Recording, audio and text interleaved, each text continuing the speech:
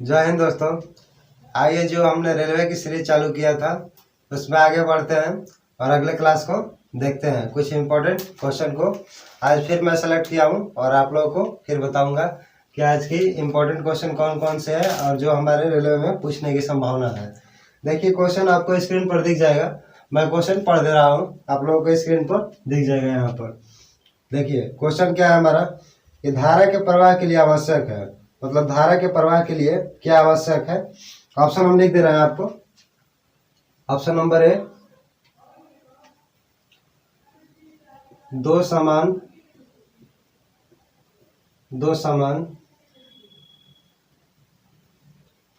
तथा विपरीत आवेश।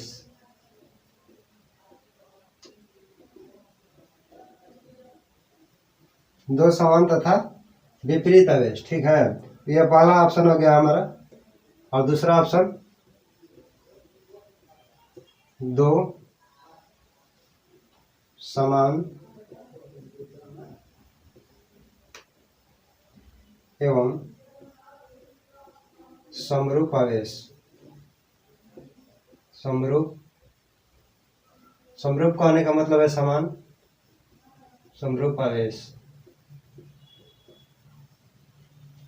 ऑप्शन नंबर सी हमारा विभवांतर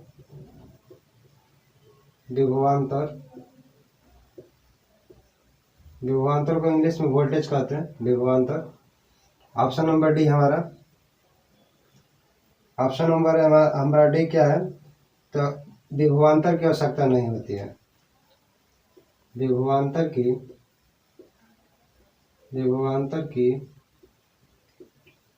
आवश्यकता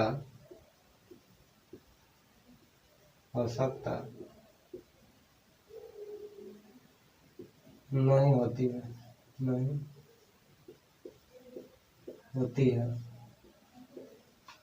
तो हमारा चारों ऑप्शन है। आप लोग जो भी जानते होंगे इसका आंसर राइट बताइएगा कि राइट आंसर क्या है। पहला ऑप्शन दो समान तथा विपरीत आवेश, दो समान तथा समरूप आवेश। ऑप्शन नंबर बी हमारा। ऑप्शन नंबर सी विभवांतर और ऑप्शन नंबर डी विभवांतर की आवश्यकता नहीं होती है। तो इसका राइट आंसर सी होगा, विभवांतर। मतलब कि अगर धारा प्रवाह करवाना है तो किसकी जरूरत पड़ेगी, विभवांतर की। विभवांतर का होने का मतलब है वोल्टेज की।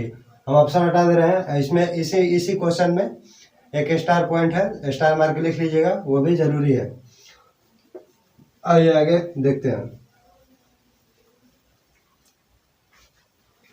देखिए आवेश परिवर्तन की दर को, स्टार मार्क लिखिएगा, आवेश परिवर्तन के दर को, आवेश परिवर्तन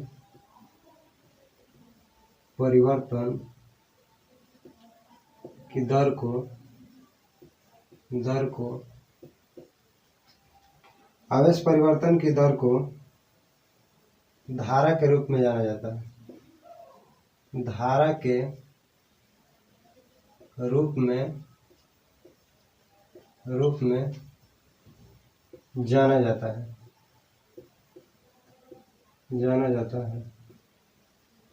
हमारा फार्मूला क्या बनता है, आई बराबर हमारा फार्मूला बनता है डिफरेंट इंटू आवेश और डिफरेंट इंटू टाइम।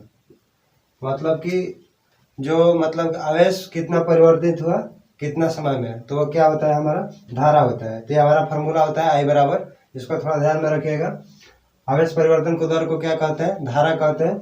और धारा का फार्मूला क्या होता है, डिफरेंट इंटू आवेश और डिफरेंट इंटू टाइम, ठीक है। तो इसी स्टार मार्क लिख लीजिएगा। आगे क्वेश्चन देखते हैं।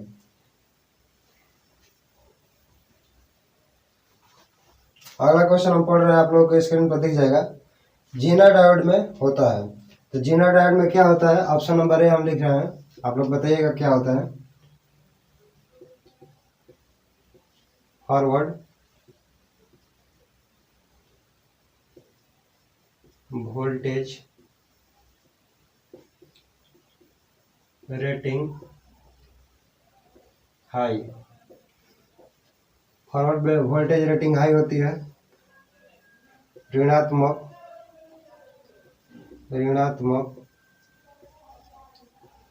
प्रतिरोध लक्षण प्रतिरोध लक्षण ऋणात्मक प्रतिरोध लक्षण। ऑप्शन नंबर सी लो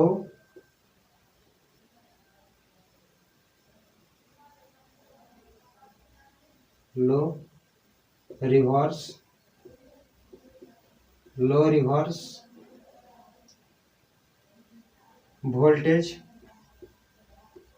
वोल्टेज पर लो रिवर्स वोल्टेज पर तीव्र ब्रेकडाउन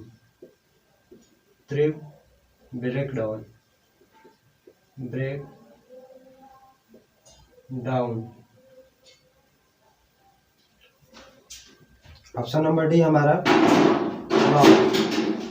इनमें से कोई नहीं। ठीक है, तो थोड़ा सा इस क्वेश्चन को तो आप लोग क्वेश्चन स्क्रीन पर देख ही जा रहेगा, और इसको ऑप्शन को हम एक बार फिर से पढ़ दे रहे हैं, आप लोग समझने की कोशिश कीजिएगा। पहला ऑप्शन हमारा क्या है, फॉरवर्ड वोल्टेज रेटिंग हाई होती है जीना डायोड की, ऋणात्मक प्रतिरोध लक्षण होता है। ऑप्शन नंबर सी हमारा लो रिवर्स वोल्टेज पर तीव्र ब्रेकडाउन होता है, और ऑप्शन नंबर डी है कि इनमें से कोई नहीं, मतलब नॉट है। तो बताइएगा राइट आंसर क्या है। ऐसा इसका राइट आंसर सी है, लो रिवर्स ब्रेकडाउन। मतलब कहने का मतलब है कि अगर लो वोल्टेज पर, कम वोल्टेज पर यह जल्दी से ब्रेकडाउन हो जाता है। देखिए थोड़ा सा इसमें स्टार मार्क लिख लीजिएगा जीना डायोड में। जीना डायोड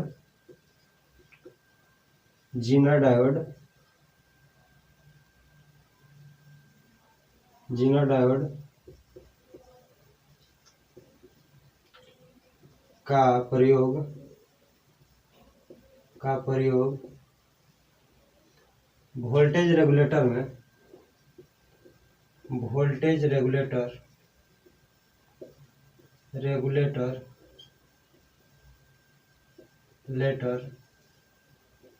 में करते हैं। जीना डायोड का प्रयोग कहाँ करते हैं, तो वोल्टेज रेगुलेटर में। ठीक है, वोल्टेज रेगुलेटर सर्किट में जीना डायोड का प्रयोग करते हैं। ठीक है, थोड़ा सा अगर आवाज़ आ रही होगी, उस साइड काम चल रहा है, तो थोड़ा सा मैनेज कर लीजिएगा आप लोग। लेकिन लिखा हुआ तो साफ साफ लोग रहा होगा, आप लोगों को दिखाई दे रहा होगा, तो मतलब कि आप समझने की कोशिश कीजिएगा। जीना डायोड का प्रयोग कहाँ होता है, वोल्टेज रेगुलेटर में करते हैं। ठीक है, अगर यूज पूछा जाए तो वोल्टेज रेगुलेटर में। आगे बढ़ते हैं।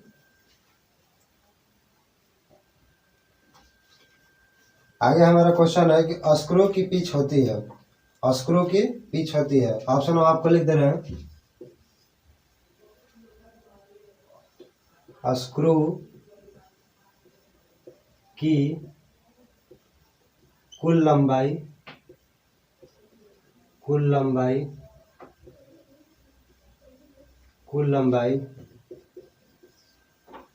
ऑप्शन नंबर बी है हमारा स्क्रू की व्यास।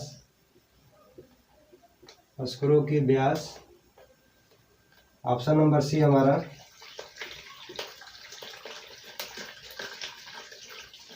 स्क्रू हेड की व्यास। स्क्रू की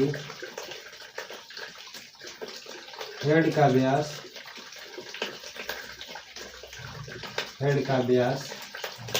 ऑप्शन नंबर डी हमारा स्क्रू द्वारा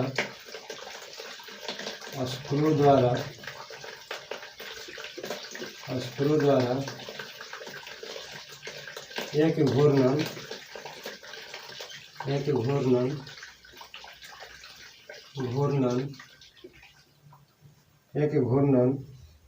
में तय की गई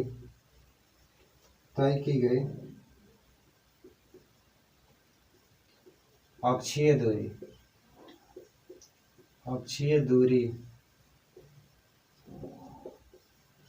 दूरी। ठीक है, दूरी थोड़ा सा अच्छे से लिख दे रहे हैं। दूरी तो आप लोग देख के बताइएगा कि राइट मतलब कि आंसर कौन सा है इसका। पहला ऑप्शन हमारा स्क्रू की कुल लंबाई, ऑप्शन नंबर बी हमारा स्क्रू का व्यास, ऑप्शन नंबर सी हमारा स्क्रू की हेड का व्यास, और ऑप्शन नंबर डी है स्क्रू द्वारा एक घूर्णन में तय की गई अक्षीय दूरी। इसका डी राइट आंसर है। ठीक है, स्क्रू द्वारा मतलब तय की गई अक्षीय दूरी हमारा क्या होता है, तो स्क्रू की पिच की, स्क्रू का पिच होता है। आगे बढ़ते हैं अगला क्वेश्चन की ओर। यह हमारा टूल से क्वेश्चन था। आगे क्वेश्चन हमारा है टूल से, अभी है टूल से। ये क्वेश्चन है हमारा, तो स्क्रू जैक्स में समान रूप से होता है, स्क्रू जैक्स में समान रूप से होता है। ऑप्शन देखिए क्या है। ऑप्शन हमारा American thread, American thread, American threads, American thread. Option number B हमारा, ऑप्शन नंबर बी हमारा क्या है, British thread, British thread. Option number C हमारा square thread, square thread, square thread. Option number D हमारा acme thread, acme, acme thread, acme threads. थोड़ा सा देख लीजिएगा कि आप लोग जो भी जानते होंगे राइट आंसर बताइएगा इसका कि क्या होगा, अमेरिकन थ्रेड होगा, ब्रिटिश थ्रेड होगा, कि स्क्वायर थ्रेड होगा, या अक्मे थ्रेड होगा। इसका राइट आंसर इसे सी होगा, स्क्वायर थ्रेड। ठीक है, आगे बढ़ते हैं अगला क्वेश्चन की ओर।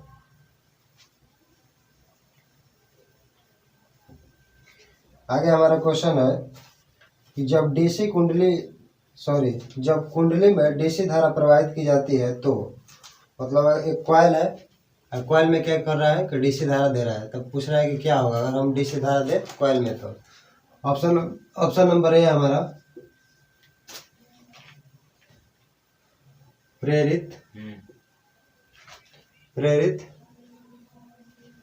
प्रेरित वोल्टेज, वोल्टेज का निर्माण, प्रेरित वोल्टेज का निर्माण, निर्माण होगा। ऑप्शन नंबर बी हमारा प्रेरित वोल्टेज का निर्माण, प्रेरित वोल्टेज का निर्माण, निर्माण नहीं होगा, नहीं होगा। ऑप्शन नंबर सी हमारा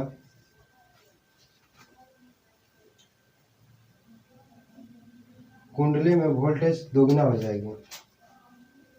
कुंडली में, कुंडली को कॉइल लिख दे रहा है इंग्लिश में, कॉइल में वोल्टेज,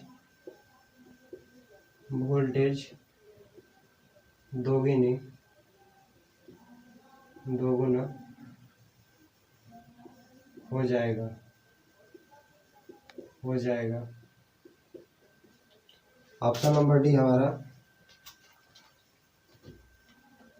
नॉट, इनमें से कोई नहीं। तो जो भी जानते होंगे बताइएगा कि अगर हम एक कॉइल है, कॉइल में अगर डीसी सप्लाई देंगे तो क्या होगा, हमारा प्रेरित वोल्टेज का निर्माण होगा कि नहीं होगा, कि कॉइल में वोल्टेज दोगुना हो जाएगा, कि इनमें से कोई नहीं। ठीक है, तो इसका राइट आंसर हमारा बी होगा कि प्रेरित वोल्टेज का निर्माण नहीं होगा। कहने का मतलब है कि अगर डीसी दीजिएगा तो क्या होगा, वोल्टेज का निर्माण नहीं होगा। ठीक है, आगे बढ़ते हैं अगला क्वेश्चन की ओर।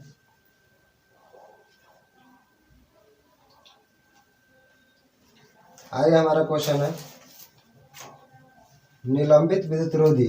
निलंबित विद्युत रोधी हिंदी हो गया, अगर इंग्लिश में बोले तो इंग्लिश में बोलते हैं सस्पेंशन इंसुलेटर। ठीक है, तो देख आप लोगों का क्वेश्चन दिख रहा होगा, हमको एक बार पढ़ दे रहा है। निलंबित विद्युत रोधी मतलब सस्पेंशन इंसुलेटर की तरह प्रयोग में लाए गए डिस्क टाइप रोधी में होता है।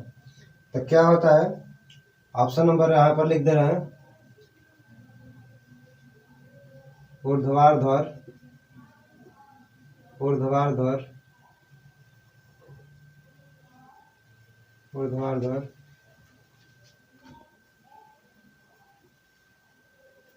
तल में डिस्क, तल में डिस्क। ऑप्शन नंबर बी हमारा क्षैतिज तल में, क्षैतिज तल में डिस्क,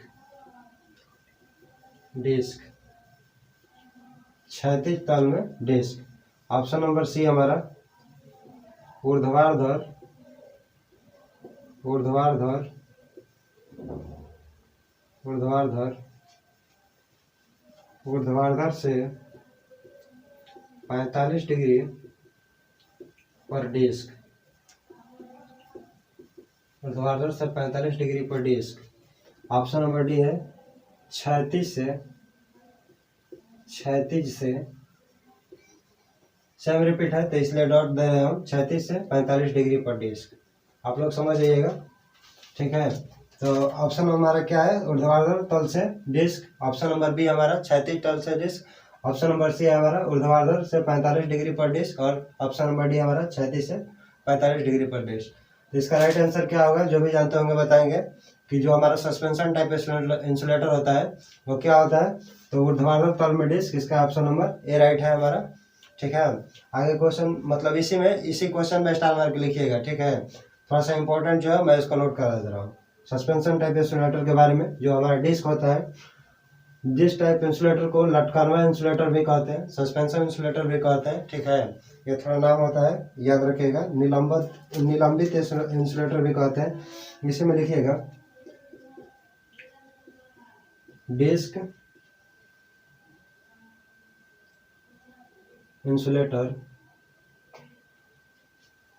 डिस्क इंसुलेटर। हिंदी में इसको विद्युत रोधी बोलते हैं, विद्युत रोधी, डिस्क विद्युत रोधी। चीनी मिट्टी, चीनी मिट्टी, चीनी मिट्टी, चीनी मिट्टी, चीनी मिट्टी। एक मिनट, थोड़ा सा लिख दे रहा है अच्छे से। चीनी मिट्टी,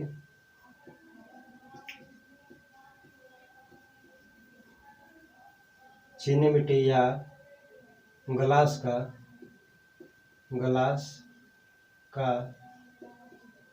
बना होता है, बना होता है। अगर आपसे कोई पूछे कि डिस्क किसका बना होता है, तो डिस्क किसका बना होता है, चीनी मिट्टी का होगा या ग्लास का होगा, ठीक है। और इसमें लिखिएगा प्रत्येक डिस्क, प्रत्येक डिस्क, प्रत्येक डिस्क 11 kV, 11 kV पर लगता है, पर लगता है। इसी में लिखिएगा स्टार मार्क है। डिस्क की, डिस्क की प्रतिरोधकता, रोधकता, प्रतिरोधकता एवं, प्रतिरोधकता एवं dielectric strength, dielectric strength, electric strength, strength, dielectric strength ना बोले, हाई होता है, हाई होता है।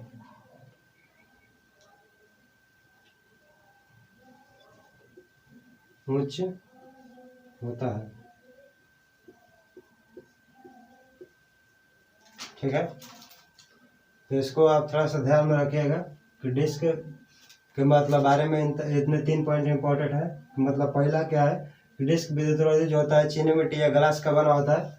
और दूसरा क्या है कि डिस्क, प्रत्येक डिस्क जो है हमारा 11 kV पर लगता है। और तीसरा क्या है कि जो इसका प्रतिरोधकता होता है और डाइलेक्ट्रिक स्ट्रेंथ होता है वो उच्च होता है। डाइलेक्ट्रिक स्ट्रेंथ कहने का मतलब है कि उसकी सहन क्षमता, ठीक है। आगे बढ़ते हैं।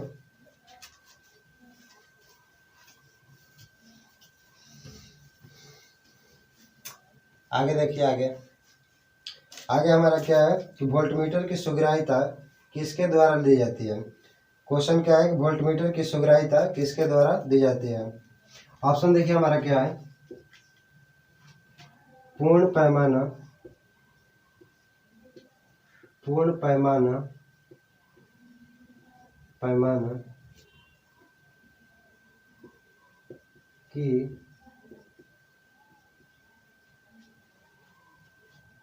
विक्षेपण, पूर्ण पैमाना की विक्षेपण धारा के व्युत्क्रम, व्युत्क्रम, व्युत्क्रम करने का मतलब है उल्टा, ठीक है। पूर्ण पैमाना की पूर्ण पैमाना की विक्षेपण धारा के व्युत्क्रम। ऑप्शन नंबर बी हमारा ओम प्रति वोल्ट, ओम प्रति वोल्ट। ऑप्शन नंबर सी हमारा ए और बी दोनों। ऑप्शन नंबर डी हमारा ohm into volt, ohm into volt. बताइएगा इसका राइट आंसर क्या होगा, जो भी जानते होंगे तो, जो भी जानते होंगे इसका राइट आंसर बताइएगा। ऐसे इसका आंसर जो सी राइट है, ठीक है। मतलब कि पूर्ण पैमाना विक्षेपण धारा के व्युत्क्रमानुपाती भी होता है और ओम प्रति वोल्ट तो होता ही है। ये तो हम पहले से मतलब सब कोई जानता है कि ओम प्रति वोल्ट होता है वोल्टमीटर की सुग्राह्यता, लेकिन इसके साथ साथ इसको भी याद रखिएगा कि पूर्ण पैमाना विक्षेपण धारा के व्युत्क्रमानुपाती भी होता है। इसी में स्टार मार्क लिख लीजिएगा एक।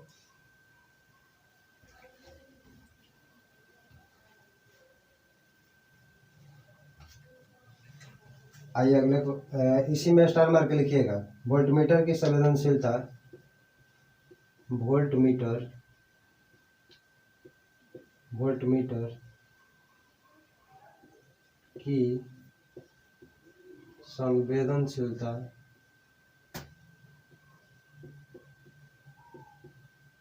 संवेदनशीलता वोल्टमीटर की संवेदनशीलता, इसका एक फार्मूला होता है, लिख लीजिएगा आप लोग। यहाँ पर हम लिखवा दे रहे हैं, चाहे यहीं पर देख लीजिएगा। 1 अपॉन IFSD। कहने का मतलब यह है कि वोल्टमीटर का जो संवेदनशीलता होता है वो धारा के व्युत्क्रमानुपाती होता है। FSD कहने का मतलब है कि फुल स्केल डिफ्लेक्शन, ठीक है। फुल स्केल डिफ्लेक्शन मतलब कि धारा के जो होता है वो व्युत्क्रमानुपाती होता है क्या, वोल्टमीटर की संवेदनशीलता। तो हमारा फार्मूला बनता है 1 अपॉन IFSD, ठीक है। आगे बढ़ते हैं।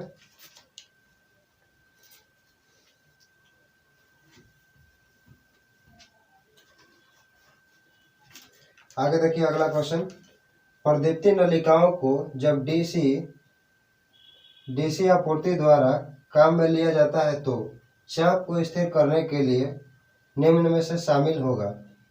बोल रहा है कि एक प्रदीप्ति नलिका यानी फ्लोरोसेंट ट्यूब है कि जो डीसी आपूर्ति द्वारा काम में लिया जाता है, मतलब डीसी सप्लाई पर काम में लिया जा रहा है, तो चाप को स्थिर करने के लिए निम्न में से शामिल किया जाता है। मैंने किसको शामिल करना होगा। ऑप्शन देखिए, ऑप्शन हमारा चौक,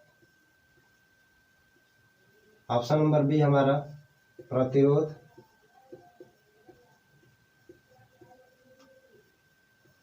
प्रतिरोध, ऑप्शन नंबर सी हमारा प्रेरक, प्रेरक, प्रेरक कहने का मतलब है इंडक्टर। ऑप्शन नंबर डी हमारा नॉट, मतलब इनमें से कोई नहीं। तो बताइएगा कि क्या होगा, चौक होगा कि प्रतिरोध होगा कि प्रेरक होगा कि इनमें से कोई नहीं होगा। ऐसे इसका राइट आंसर बी है, प्रतिरोध होगा। देखिए क्या होता है कि जब डीसी सप्लाई देते हैं तो थोड़ा सा स्पार्किंग होता है, तो उसको मतलब दबाने के लिए क्या ना करते हैं, तो प्रतिरोध लगाते हैं। हम एक डायग्राम से आपको समझाते हैं। देखिए परसेंट लैंप का हम डायग्राम बनाते हैं जिससे आपको समझने में आसानी होगी।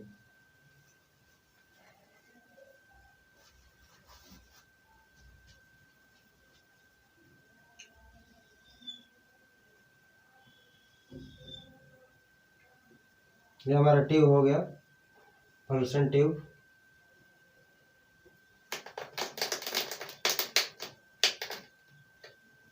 ठीक है। अब देखिए क्या होता है, ऐसे आता है और यहाँ पर एक चौक लगा होता है, ये चौक है हमारा। आगे आगे आगे जाके एक रजिस्टर लगा होता है, ऐसे रजिस्टर हो गया हमारा। और आगे यहाँ से ऐसा डीसी सप्लाई दिया जाता है, यहाँ से डीसी सप्लाई लेंगे, ये हमारा डीसी सप्लाई हो गया, सप्लाई, ठीक है। और आगे ये वाला ऊपर जाता है और हमारा यहाँ पर स्टार्टर लगा हुआ है,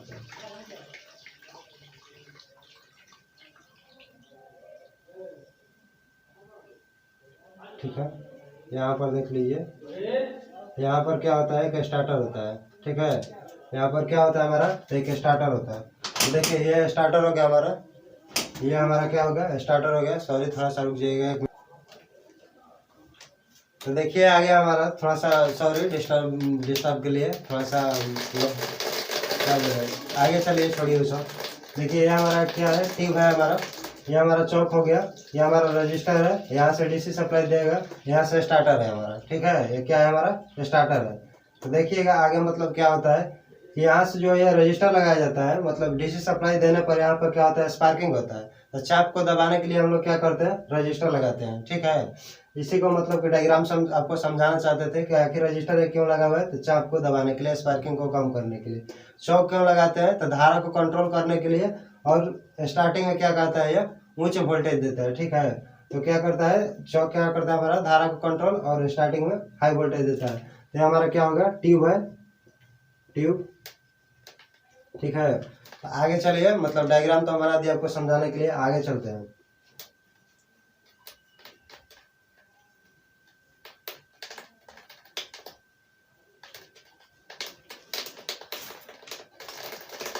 चलिए आगे देखिए, आगे क्या है।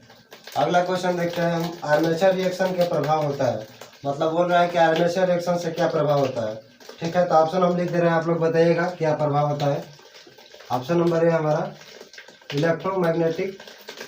इलेक्ट्रोमोटिव फोर्स में कमी, इसको ईएमएफ बोलते हैं, ईएमएफ में कमी। इलेक्ट्रोमोटिव फोर्स, इसका पूरा नाम क्या होता है, इलेक्ट्रोमोटिव फोर्स, ठीक है। आप लोग याद रखिएगा, ऐसे शॉर्ट में इसको हम लिख दें ईएमएफ में कमी। ऑप्शन नंबर बी हमारा देखिए, option number B, iron loss में वृद्धि, आयरन लॉस में वृद्धि। ऑप्शन नंबर सी हमारा,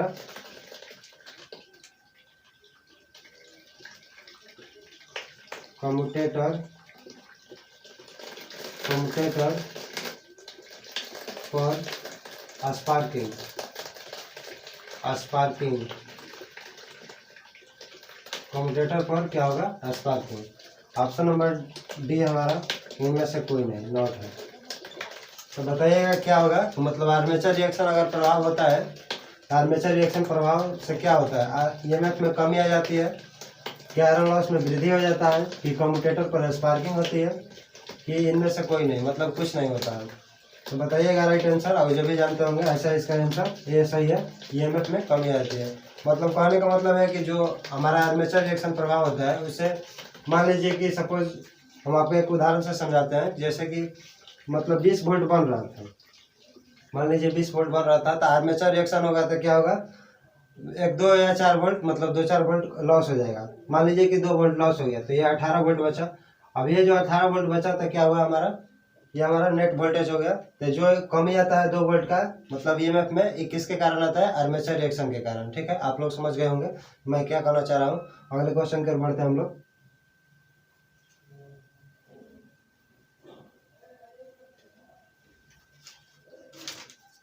आइए, ये हमारा जो अभी मतलब मैं इसको करा रहा हूँ, अगले क्वेश्चन को, ये बहुत ज़्यादा इंपॉर्टेंट है, सभी जगह पूछे जाने वाला, मतलब मैक्सिमम जगह मैंने देखा है कि पूछा ही जाता है, इसलिए इसको इम्पोर्टेंट स्टार करके लिख लीजिएगा इस क्वेश्चन को। क्वेश्चन मैं पढ़ रहा हूँ। जब 2 वाट मीटरों का प्रयोग 3 फेज संतुलित परिपथ की शक्ति को मापने के लिए किया जाता है और 1 वाट मीटर का रीडिंग ऋणात्मक होता है तो इसका मतलब लैगिंग कौन है। आप लोगों का क्वेश्चन दिख जाएगा, आप लोग पढ़ लीजिएगा वहां से। मैं एक बार क्वेश्चन फिर से पढ़ दे रहा हूँ। जब 2 वाट मीटर का प्रयोग 3 फेज संतुलित परिपथ की शक्ति को मापने के लिए किया जाता है तो 1 वाट मीटर की रीडिंग ऋणात्मक और इसका मतलब क्या है। इसका मतलब ऑप्शन दे रहे हैं आपको, बताइएगा कि इसका मतलब क्या है। 0 डिग्री के कोई एंगल है, ऑप्शन नंबर बी हमारा 30 डिग्री का एंगल है, ऑप्शन नंबर सी हमारा 45 डिग्री का एंगल है, ऑप्शन नंबर डी हमारा 60 डिग्री से अधिक एंगल है, 60 डिग्री से ऊपर। 60 डिग्री से ऊपर मतलब कहने का मतलब 60 डिग्री से अधिक। तो बताइएगा कौन सा राइट आंसर है। ठीक है, ऐसे मैं इसको बता दे रहा हूँ। ऑप्शन नंबर डी इसका राइट है, 60 है। मतलब 60 से अगर अधिक होगा तभी ऋणात्मक मतलब कि रीडिंग देगा। ठीक है, वाट मीटर क्या देगा, ऋणात्मक रीडिंग देगा। अब इसमें बहुत इंपॉर्टेंट और स्टार मार के लिखिएगा, ठीक है, वो सबसे ज्यादा इंपॉर्टेंट है।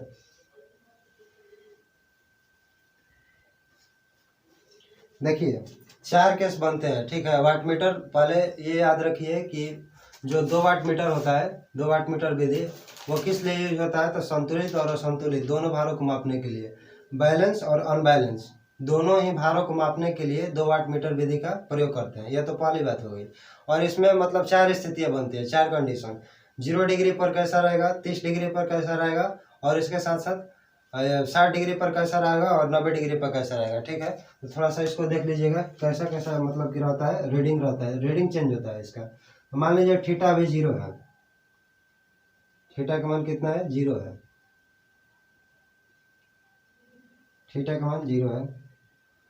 यहाँ पर थीटा का मान लीजिए 30 है और यहाँ पर थीटा का मान 60 है और यहाँ पर थीटा का मान 90 डिग्री है, 90 डिग्री। तो ये 4 स्थितियाँ होती है। केस नंबर फर्स्ट, ये सेकेंड, ये हमारा थर्ड, ये हमारा फोर्थ। ये 4 कंडीशन है।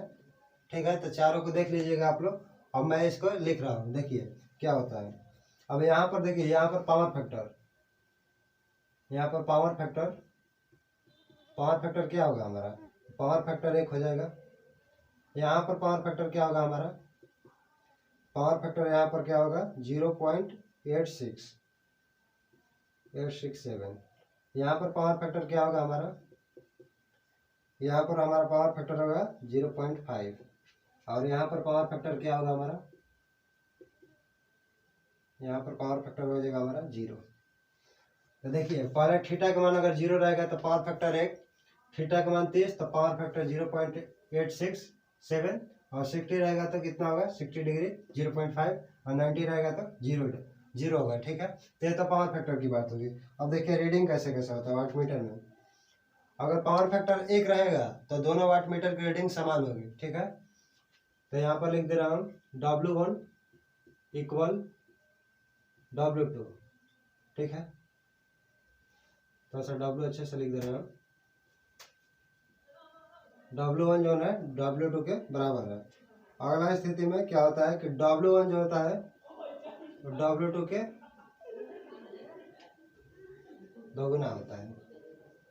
ठीक है, अगला स्थिति हमारा क्या होता है, देखिए अब यहाँ पर देख लीजिए। अगला स्थिति होता है कि 1 वाट मीटर का रीडिंग 0 हो जाता है। मतलब कि 1 वाट मीटर होगा, 1 वाट मीटर, यहाँ पर हम हिंदी में लिख दे रहे हैं 1 वाट मीटर, 1 वाट मीटर का रीडिंग 0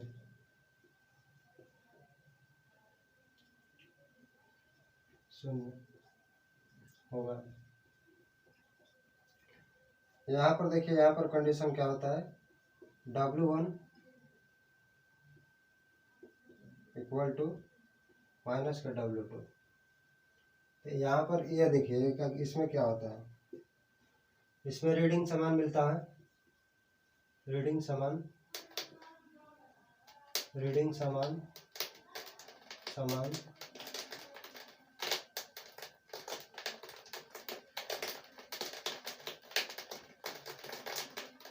इसमें 1 वाट मीटर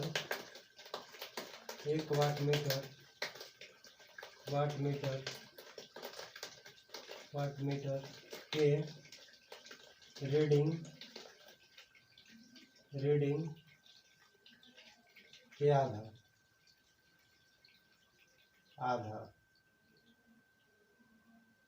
ये थोड़ा सा मिट गया, थोड़ा सा इसको सुधार देते हैं हम।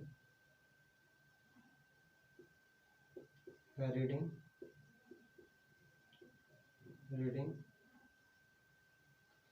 और यहाँ पर देख लीजिएगा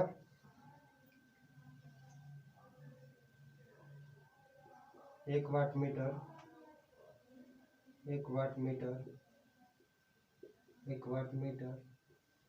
का रीडिंग ऋणात्मक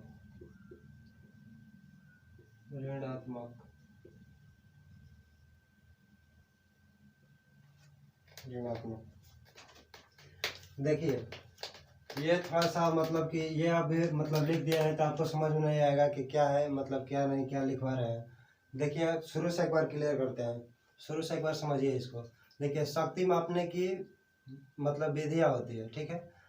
तो 3 विधियाँ होती है, मतलब पहला एक सिंगल वाट मीटर विधि, तो इसमें संतुलित केवल मापा जाता है, और डबल वाट मीटर विधि में दोनों मापा जाता है, संतुलित के साथ साथ असंतुलित दोनों भी। 3 वाट मीटर विधि में क्या मापा जाता है, 3 वाट मीटर विधि में केवल असंतुलित, ठीक है। तो 2 वाट मीटर विधि किस लिए प्रयोग किया जाता है, अगर क्वेश्चन आपसे पूछा जाए कि 2 वाट मीटर विधि जो है हमारा किस लिए प्रयोग किया जाता है, तो संतुलित और असंतुलित दोनों भारों को मापने के लिए, ठीक है। यह तो पहला हो गया। और दूसरा इसमें होता है कि इसमें 4 केस बनते हैं, जो कि चारों आप लोगों को स्क्रीन पर दिख रहा है। अगर थीटा के मान हमारा 0 डिग्री है तो पावर फैक्टर क्या होगा, 1 होगा। और इसका वाट मीटर का रीडिंग जो है पहला और दूसरा दोनों वाट मीटर का रीडिंग समान आएगा, हमारा रीडिंग समान आएगा, ठीक है। यह तो पहला केस होगा। दूसरा में समझिएगा, अगर हमारा 2 वाट मीटर विधि में अगर थीटा का मान हमारा 30 डिग्री है तो पावर फैक्टर कितना होगा, 0.86, ठीक है, 867 हो जाएगा। और जो पहला वाट मीटर है दूसरे वाट मीटर के आधा रीडिंग देगा। देखा यहाँ पर मैंने लिख दिया है कि 1 वाट मीटर का रीडिंग दूसरे के आधा हो जाएगी। और तीसरा केस होता है कि अगर थीटा अगर 60 डिग्री है तो हमारा पावर फैक्टर कितना होगा, 0.5 होगा, और 1 वाट मीटर का रीडिंग जो है 0 होगा। और अगला केस है 4 नंबर कि थीटा का मान अगर 90 डिग्री है तो पावर फैक्टर कितना आएगा, 0 आएगा, और 1 वाट मीटर दोनों में से कोई या तो पहला वाला या दूसरा वाला है ऋणात्मक वैल्यू देगा, ठीक है। तो यहाँ पर लिखा है कि 1 वाट मीटर का रीडिंग जो होगा ऋणात्मक होगा। देखिए ये 4 नंबर जो केस है 1 वाट मीटर का ऋणात्मक मतलब वैल्यू दिखा रहा है, इसका सुधार हो सकता है। देखिए इसमें 2 कॉइलें लगी होती है, एक सीसी और एक पीसी, जिसको कहते हैं करंट कॉइल और एक को बोलते हैं प्रेशर कॉइल। अगर दोनों में से कोई एक का अगर रीडिंग हम चेंज कर देते हैं तो मतलब कि ये जो है ऋणात्मक रीडिंग नहीं देगा, ठीक है। तो इसमें लिख लीजिएगा, थोड़ा सा स्टार मार के इसमें हम लिखवा दे रहे हैं। देखिए इसी में लिख लीजिएगा, यहाँ पर लिख लीजिए, यहाँ पर लिख लीजिएगा, थोड़ा सा इसको अच्छे से लिखवा दे रहा हूँ। यहाँ पर लिख लीजिए सुधार, यहाँ पर लिख दीजिए, यहाँ पर लिख लेते हैं सुधार। सुधार कहने का मतलब है कि अगर ऋणात्मक अगर रीडिंग दिखा रहा है तो सुधार कैसे होगा। देखिए सुधार में लिख दे रहा है यहाँ पर सीसी या पीसी को बदले कहने का मतलब है कि या तो करंट कॉइल को बदलिए नहीं तो प्रेशर कॉइल को बदलिए, ठीक है। करंट कॉइल को बदल दीजिए या प्रेशर कॉइल को बदल दीजिए तो यह ऋणात्मक रीडिंग नहीं दिखाएगा, ठीक है। तो आप लोग आई होप समझ गए होंगे, ये शक्ति वाट मतलब कि नापने की विधि थी, 2 वाट मीटर विधि जो असंतुलित और संतुलित दोनों भारों को मापती है। ये 4 स्थितियां होती है जो हमने आपके सामने लिख दिया है। अब मैंने जो क्वेश्चन में पूछा था उसमें मतलब कि बोल रहा था क्वेश्चन में कि ऋणात्मक रीडिंग दे रहा था, ऋणात्मक रीडिंग दे रहा है तो ऑप्शन हमारा था 0 डिग्री, 30 डिग्री, 60 डिग्री से अधिक, और कितना था एक हमको ऑप्शन याद नहीं है, तो मतलब इसमें होगा 90 डिग्री, मतलब 90 डिग्री आंसर होगा एग्जैक्ट में। अगर ऑप्शन के अनुसार देखा जाए तो 60 डिग्री से अधिक हो जाएगा, ठीक है, जो कि ऋणात्मक प्रतिरोध रीडिंग देगा। आप लोग चारों के लिख लीजिएगा, 0 डिग्री तो समान रीडिंग, 30 डिग्री तो आधा रीडिंग 60 डिग्री तो एक वाट मीटर का रीडिंग शून्य, 90 डिग्री तो 1 वाट मीटर की रीडिंग ऋणात्मक। और सुधार क्या है कि करंट कॉइल ना तो प्रेशर कॉइल, दोनों में से कोई को, मतलब दोनों में से किसी एक को चेंज कर दीजिए। ठीक है, तो इसको स्टार मार्क लिख लीजिएगा। ठीक है, अगले क्लास में मतलब और हम क्वेश्चन कराएंगे। आज के लिए इतना ही, चलिए मिलते हैं नेक्स्ट वीडियो में। और थोड़ा सा जो डिस्ट्रैक्शन हो जाता है, बगल में काम उम चल रहा होता है, तो उसके लिए हमको माफ़ कीजिएगा। थोड़ा सा देख रहे हैं, इसका टाइमिंग चेंज करेंगे। ठीक है, तो अगले वीडियो मिलते हैं। जय हिंद।